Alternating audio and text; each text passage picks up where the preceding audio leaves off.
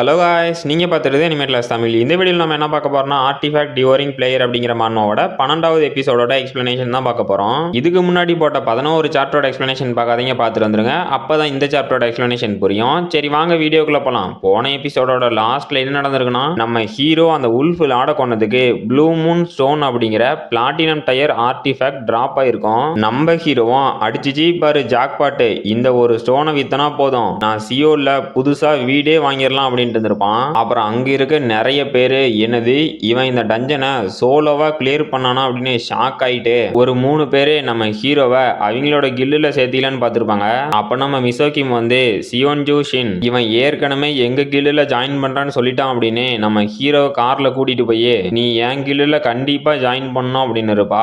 இதோட போன எபிசோடு முடிஞ்சிருக்கும். சரி வாங்க இந்த எபிசோட்ல என்ன நடக்குதுன்னு பார்க்கலாம். இந்த எபிசோடோட ஸ்டார்டிங்லயே நம்ம மிசோகிமோ நீ கண்டிப்பா எங்க கில்லுல ஜாயின் பண்ணணும், இல்ல ஜாயின் பண்ணுவ அப்படிங்கிறா.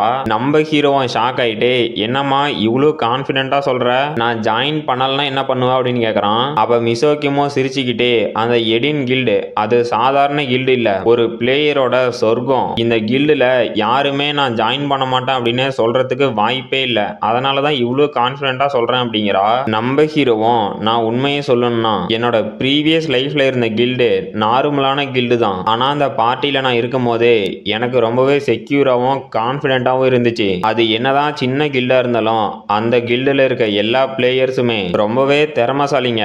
ஆனா அது நடக்கிற வரைக்கும் அந்த இன்சிடென்ட்ல தான் என்னோட வீடு மாதிரி இருந்த அந்த கில்டு மெம்பர்ஸ் எல்லாத்தையும் இழந்தேன். அப்புறம் அந்த டைம்ல தான் ஒன்று புரிஞ்சுக்கிட்டேன், நம்ம எந்த கில்டில் இருந்தாலும் நம்மளோட growth ரேட்டை அவங்க தடுத்து மட்டும்தான் வைப்பாங்க. நம்ம சீக்கிரமா வளரணும் அப்படின்னா எல்லாத்தையுமே சோலோவா தான் கத்துக்கணும். அதனால மிசோகிம் என்னை மன்னிச்சிரு அப்படிங்கிறான். அப்ப அந்த மிசோகிமோ நீ சோலோ கில்டு ஃபார்ம் பண்ண போறியா அப்படின்னு கேட்கறா. நம்ம ஹீரோவும் ஷாக்லியே மேடம் நீங்க ஏதோ சொன்னீங்க, என் காதல ராங்கா கேட்டுச்சா அப்படிங்கிறான். அப்ப மிசோகிமோ இல்ல இல்ல நான் சொன்னது கரெக்டா தான் கேட்டிருக்கு, நீ இவ்வளவு தெளிவா பேசறனா நான் யாரோட பொண்ணு அப்படின்னு உனக்கு தெரிஞ்சிருக்கும். உன்ன மாதிரி ஒரு பிளேயரை கண்டுபிடிக்கிறது ரொம்பவே கஷ்டம். அப்புறம் இதுல இம்பார்ட்டன்ட் என்னன்னா நீ இதை பண்ண போற அப்படின்னு எனக்கு ஏற்கனவே தெரியும் அப்படிங்கிறா.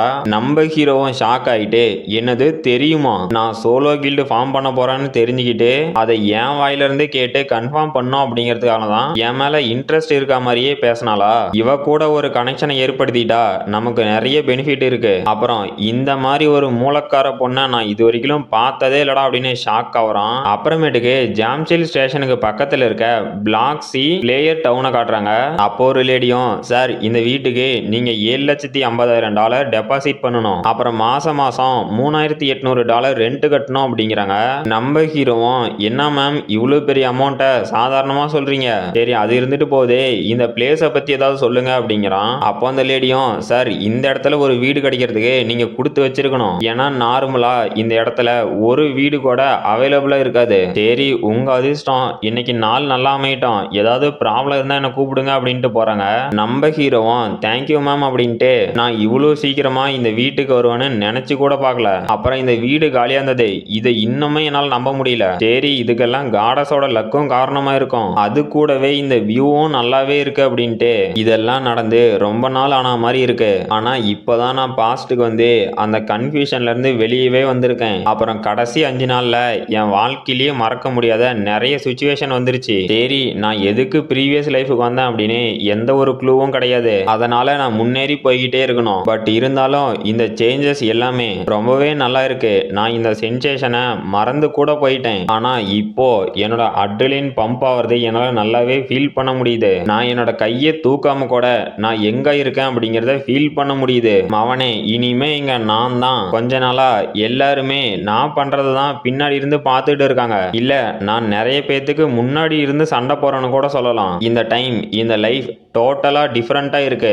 நான் இதுக்கு மேலேயும் என்னோட பழைய வீக்கான வெர்ஷன்ல இருக்க போறது இல்ல. நான் க்ரோ ஆகிறதுக்கு ஒரு ஆப்பர்ச்சுனிட்டி கிடைச்சிருக்கு, இந்த வாய்ப்பை கை நழுவி போக விட மாட்டேன் அப்படிங்கிறான். இதுக்கு முன்னாடி அந்த கார்ல நம்ம மிசோகிமோ ஹலோ மிஸ்டர் பார்க் நல்லா இருக்கீங்களா அப்படின்னு போன்ல கேக்குறாங்க. நம்ம ஹீரோவும் மிசோகிமோ ஷாக்லயே பார்த்துக்கிட்டு இவ இப்ப பார்க் நான் சொன்னா அந்த ஜியோமிங் பார்க், அவன் இந்த பிளேயர் டைம் நியூஸ்ல ஒரு ஜர்னலிஸ்டா இருக்கான், இவளுக்கு அவனெல்லாம் தெரியுமா அப்படின்னு ஷாக்லயே பாக்குறான். அப்ப அந்த பார்க்கும் அப்புறம் மிசோகிம் சொல்லுங்க, அந்த கொஸ்ட் ஏரியாவில் ஒரு சம்பவம் பண்ணிட்டீங்களாடுங்க, அதை கேள்விப்பட்டேன் அப்படிங்கிறான். அப்ப அந்த பார்க்கு கூட இருக்கணுங்களாம், யாரா அந்த சியோன்ஜூன் ஷின், அவனை பத்தி சீக்கிரமா டீடைல்ஸ்லாம் கலெக்ட் பண்ணுங்கடா அப்படின்னு அறக்க பறக்க வேலை பார்த்துட்டு இருக்கிறானுங்க. நம்ம மிசோகிமும் போன்ல நீங்க கேட்ட எல்லாமே உண்மைதான், ஆனா அந்த பிளேயரை பத்தின நியூஸை கொஞ்சம் லேட்டா நீங்க வெளியே விட்டா பரவாயில்ல அப்படிங்கிறாங்க. அப்ப அந்த பார்க்கும் மிசோகிம், ஐ எம் ரியலி சாரி, என்னால எதுவுமே பண்ண முடியாது, என் கூட வேலை பார்க்குற எல்லாருமே சியோன்ஜூ ஷின்னை பத்தி ஏதாவது லீடு கிடைக்குமா அப்படின்னு கண்ணில் விளக்கெண்ணெய் விட்டு பார்க்குறானுங்க, அதனால கொஞ்சம் கஷ்டம் தான் நினைக்கிறேன் அப்படிங்கிறான். அப்ப அவங்க கூட வேலை பார்க்குறவனுங்க எல்லாம் இப்போ அவன் மிசோகிம் நான் சொன்னான் அப்படின்னு ஷாக் ஆகுறானுங்க. அப்புறம் நம்ம ஹீரோவும் கார்ல இருந்து இறங்கிட்டு, மிசோகிம் இந்த ரைடுக்கு ரொம்பவே தேங்க்ஸ் அப்படிங்கிறான். அப்ப மிசோகிமும், சியோன்ஜூ ஷின் ஒரு நிமிஷம், நாங்க கூடி சீக்கிரமே ஒரு அன்டிஃபைன்டு கேட்டுக்கு போக போறோம், அதுவும் அந்த டீம்ல 4 பேர் இருக்க மாதிரி ஒரு ஃப்ரீ டீமை ஃபார்ம் பண்ண போறேன், அந்த கேட்டோட லெவல் லிமிட் 120, அது மட்டும் இல்லாம இந்த பார்ட்டில இருக்க போற எல்லாருமே எடின் கில்ட சேர்ந்தவங்க, அதனால நீ எதை பத்தியும் கவலைப்பட வேண்டாம் அப்படிங்கிறா. நம்ம ஹீரோவும் சந்தோஷத்துல, என்னது 120, அப்படின்னா நான் கண்டிப்பா வரேன் அப்படிங்கிறான். மிசோகிமும் ஷாக் ஆயிட்டு, ஓ அப்படியா, சரி சரி, அதுல எந்த பிரச்சனையும் இல்ல, அப்புறம் ஒரு கேட்டுக்கு போறதுக்கு இவ்வளோ ஆர்வமா இருக்க, அப்படி இருக்க நீ எதுக்காக என்னோட கில்டு இன்வைட்டை ரிஜெக்ட் பண்ணன, நீ என் கூட கில்டுல ஜாயின் பண்ண அப்படின்னா அது இன்னும் ஈஸியா தானே இருக்க போகுது அப்படிங்கிறா.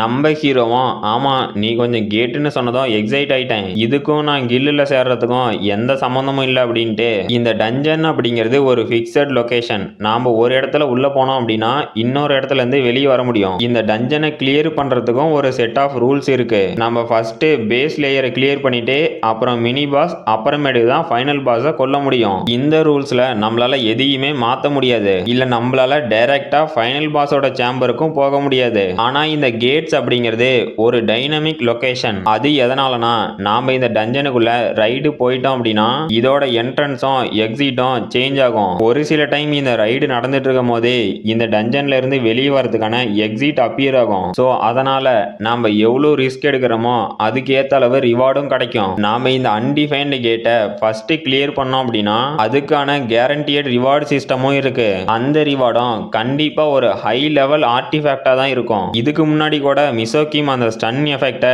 டிஸ்பெல் பண்ணா இல்ல அந்த மாதிரியான ஆர்டிஃபேக்ட், இந்த மாதிரி ஆர்டிஃபேக்ட் வாங்குறதெல்லாம் ரொம்பவே கஷ்டம் அப்படிங்கிறான். அப்புறம் நம்ம மிசோகிம் இதுக்கு முன்னாடி நம்ம ஹீரோ கிட்ட கார்ல இருக்கும் போது என்ன சொல்லியிருக்கானா, நான் இதுக்கு மேல ஏதாவது ரைடுக்கு போனா அப்படின்னா அதுக்கான டீட்டெயில்ஸ் எல்லாம் உனக்கு அனுப்பணும், அதனால உன்னோட நம்பரை இதுல போடு அப்படின்னு அவளோட போனை கொடுக்குறா. நம்ம ஹீரோவும் என்னது இது அப்படின்னு பாக்குறான், பார்த்தா அவளோட போன் லாக்லயே இருக்கு. அப்ப மிசோகிமோ பதட்டத்துல, சாரி என்னை மன்னிச்சிரு, நான் காலர் அப்ளிகேஷனுக்குள்ள போகாமையே போனை கொடுத்துட்டேன் அப்படின்ட்டு நம்ம ஹீரோட நம்பர் வாங்கி முடிச்சோட்டி மிசோகிமோ, சே நான் இப்ப எதுக்கு பதட்டமான, இப்ப நான் என்ன பண்ணி வச்சிருக்கேன், சரி விடு அவன் எதுவும் தப்பா நினைச்சிக்க மாட்டான் அப்படின்னு சிரிச்சிட்டு இருக்கா.